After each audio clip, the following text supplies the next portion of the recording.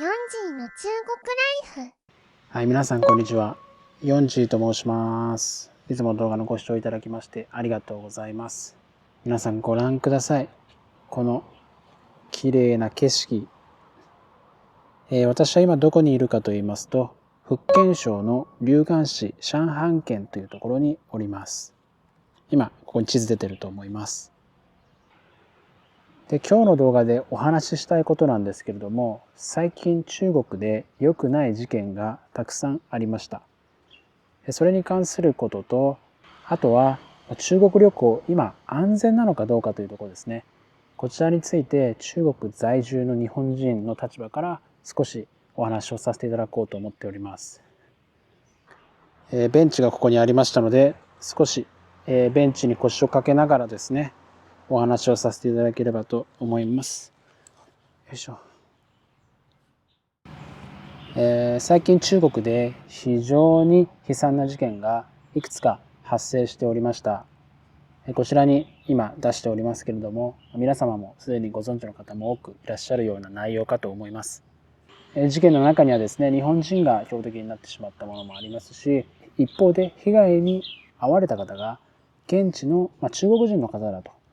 いうような事件もいくつか発生しておりまして、今ですね、こういったですね、ちょっと表現難しいですけれども、中国の政府のやり方とかですね、あとは経済が低迷してきているというところに対して、フラストレーションが溜まっている人たちが多くいらっしゃって、その中の本当にごく一部だとは思うんですけれども、こういった悲惨な事件を起こしてしまう人がいくつか現れてきているっていうのが今の状況だと思います。で、私は中国に住んでいる日本人としてですね、日本と中国がもうより友好的な関係になっていくのが望ましいんじゃないかというのは常日頃から思っているんですけれども、こういった事件が発生してしまうと、どうしても中国に対するイメージが悪くなってしまうっていうのはしょうがないところだと思います。インターネット上のよくある意見としては、どこの国にもいい人悪い人がいて、たまたま今回はその悪い人にスポットライトが当たってしまっただけだと。全中国人が悪い人なわけではないから、あまりそこにヘイトを向けない方がいいんじゃないかとか、そういった意見をおっしゃる方もいらっしゃると思うんですけれども、やっぱり事実としてこういう事件が起こってしまったっていうのは、やはり外から中国を見た時に、中国は恐ろしい国だと、怖い人がいっぱいいるっていうふうに多くの方が考えてしまうのは、これは仕方がないことだと私自身も思っております。それに対していやいやと、いい人も悪い人もいるという理論を展開したところで、やはり一度持ってしまった恐怖心というものはなかなか変えることできないと思いますので、これは仕方がないかなと思っております。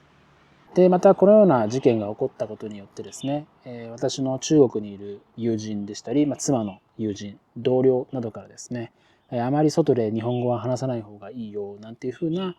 助言を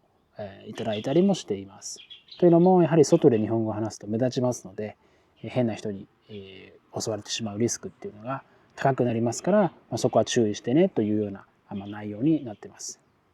で、こういったことを踏まえてですね、これから中国に旅行したいという方に対して、私なりの見解をお伝えさせていただければと思うんですけれども、まず結論的には、個人旅行の場合でしたら、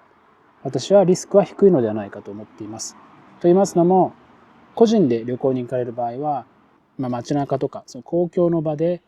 日本語を話す機会っていうのはあまりないと思います。一人で旅行してるわけですから、誰か日本語を喋る相手がいない限りは日本語を使うということはないと思いますので、そういう意味では外で日本語さえ話さなければ我々は同じアジア人なので溶け込むことができますので、そういう意味ではリスクは低く抑えられるんじゃないかなと思います。一方で、団体で旅行する場合ですね、どうしても公共の場で日本語を使う機会っていうのがあると思います。例えば友人同士で行く場合は、友人同士でコミュニケーションを取るのはどうしても日本語になると思うんですね。そういう場合はやはりちょっと目立ってしまう部分もあると思いますので、気をつけた方が良いのかなというふうに思っています。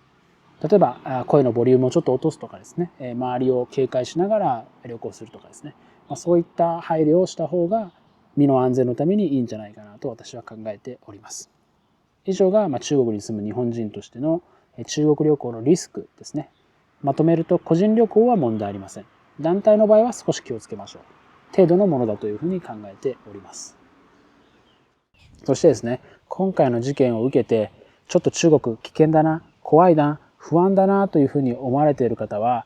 旅行を延期された方が良いかと思います。やはり不安な気持ちがある状態で旅行をするとですね、どうしても変なところに目がついてしまうわけですね。自分の心が不安に支配されている状態なので、何をしても不安になってしまいますし、その不安を見つけやすい状態、危ない状況を、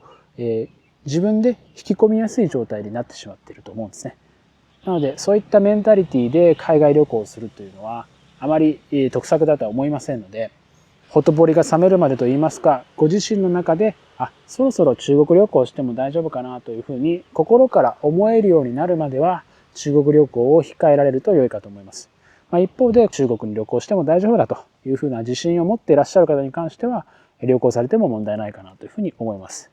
以上がですね、最近中国で起こった事件に関することと現在の中国旅行のリスクについて、私の個人的な意見になりますけれども、皆様にシェアさせていただきました。本日の動画が何かご参考になりましたら幸いです。ご意見やご感想などございましたらいつでもお気軽にコメント欄までお願いいたします。それではまた次の動画でお会いしましょう。ご視聴ありがとうございました。さようなら。